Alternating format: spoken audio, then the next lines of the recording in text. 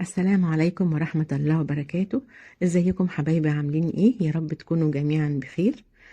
معاكم ميرفت فوزي، اهلا بيكم في مطعم بيتي.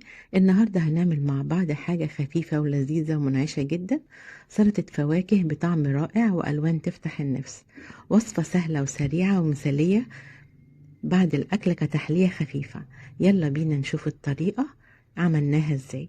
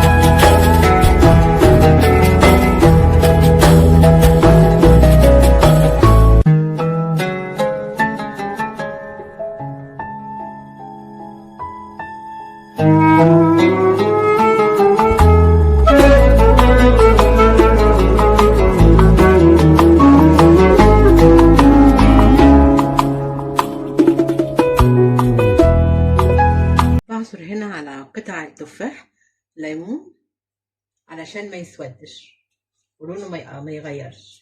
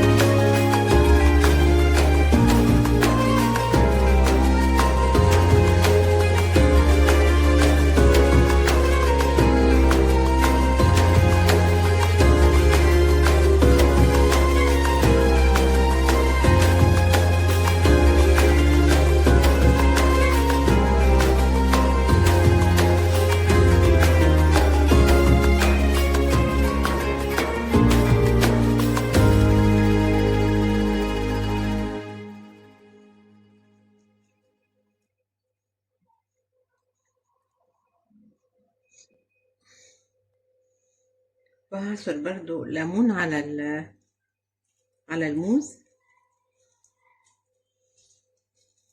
عشان ما يسودش ويتأكسد ولونه ما يتغيرش.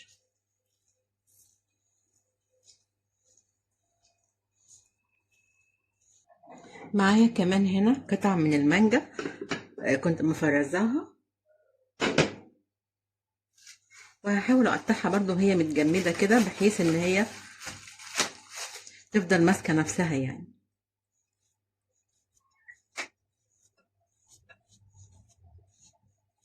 الحقيقة ما كنتش مقطعاها مكعبات، انا كنت عاملاها كده صوابع طويلة يعني.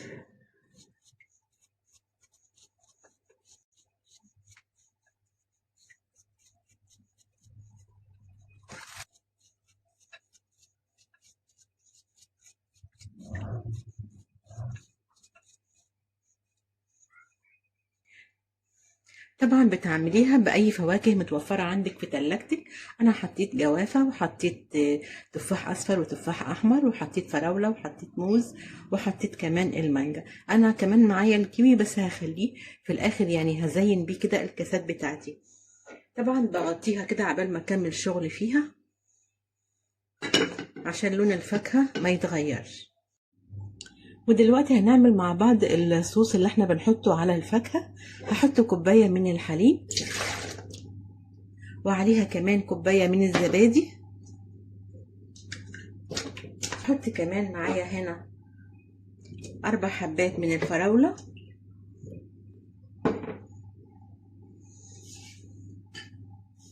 ومعايا كمان لو الموز حجمه كبير بحط صباع واحد بس، لو حجمه معقول يعني مش كبير قوي بحط 2 زي ما انا حطيت كده دلوقتي. كده حطيت 2، وحطيت معلقة كبيرة من السكر. الصوص يبقى كتير على الفاكهة، انا هزود كمان كوباية حليب او كوباية مية، يعني ممكن احط كوبايتين حليب او احط كوباية حليب مع كوباية من المية مع الموز والفراولة ومعلقة السكر كبيرة. ودلوقتي هاخد الخليط اللي احنا عملناه من اللبن والزبادي والموز والفراولة والسكر، هضربه في الخلاط وارجع لكم. بقى احب اغطي كده الفاكهه عشان بس ما تتاكسدش ويسود التفاح والموز.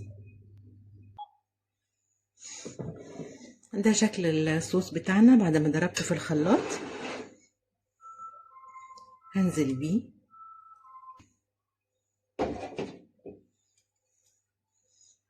وهديله تقليبه كده.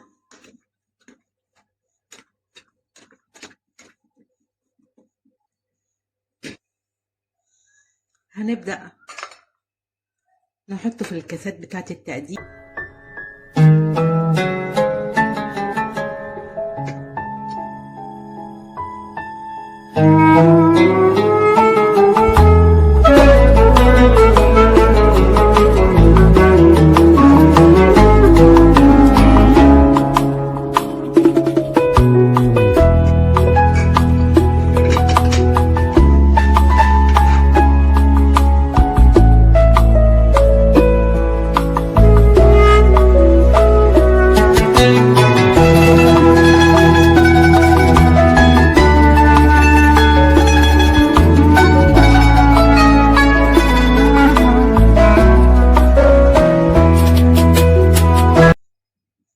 وده الشكل النهائي لسلطة الفواكه اللي عملناها.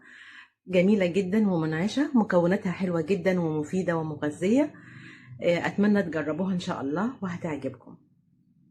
الصوص كمان اللي احنا عملناه عليها بالحليب والزبادي والموز والفراولة اداها كمان طعم غني جدا. واللون نفسه كمان، اللون ما شاء الله بقى جميل جدا. يعني شايفين اللون من الفاكهة عاملة ازاي من الجناب وكده. اتمنى ان شاء الله تجربوها وتعجبكم وتقولوا رأيكم ايه فيها في التعليقات. وصفتنا كده النهاردة خلصت، أتمنى تكون عجبتكم. لو عجبتكم وصفتي ما تنسونيش في اللايك والشير والاشتراك في القناة عشان يوصلكم كل جديد إن شاء الله. وبألف هنا يا رب للي يجربها. والسلام عليكم ورحمة الله وبركاته.